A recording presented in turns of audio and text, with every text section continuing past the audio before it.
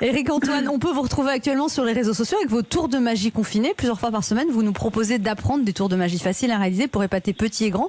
D'ailleurs, vous avez embauché vos enfants comme assistants. C'est des bons assistants ou alors ils font ça parce qu'ils sont obligés? Au début, ils étaient hyper contents parce qu'ils apprenaient plein de tours de magie et puis on fait les génériques et puis ils les font avec moi. Et maintenant, ils trouvent ça un petit peu long. Ils en ont un petit peu marre. Mais bon, non, pour dire la vérité, ça reste un plaisir. Franchement, c'est un moment un peu sympa, c'est un moment de partage. Puis je partage des choses qui m'appartiennent avec eux et vice versa. Eux, on est en train de partager notre connaissance sur les Pokémon en ce moment. Je connais tout.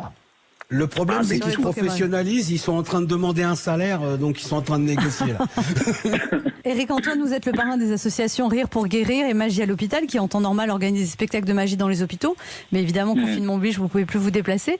Vous avez toujours été très altruiste. Est-ce que vous réfléchissez maintenant comment aider les gens Absolument, oui, mais comme vous, Anne, on fait attention à tout ça depuis toujours. Je suis très sensible aussi au sujet de la précarité. Je pense que des situations comme ça là mettent les gens en précarité et en solitude, encore plus en précarité, encore plus en solitude. Donc, bien sûr, je continue de travailler avec les associations. Je vais reprendre les visites dans les hôpitaux. Là, par exemple, dans les hôpitaux de ma région, j'ai commencé à travailler là-dessus. Et puis, je m'occupe aussi d'une association d'étudiants, par exemple, qui amène la nourriture dans tous les étudiants étrangers qui sont coincés à la fac à côté de chez moi. Enfin, j'essaye déjà de faire proche. Ce que je faisais au niveau national, j'essaie de le faire au niveau régional.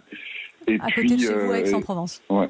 C'est ça, Aix, et puis j'essaye aussi de réfléchir au futur, comme nous tous, de ce que va être le spectacle dans les mois, dans les années à venir. On n'a aucune idée, comme beaucoup d'autres métiers, de ce que va être notre avenir.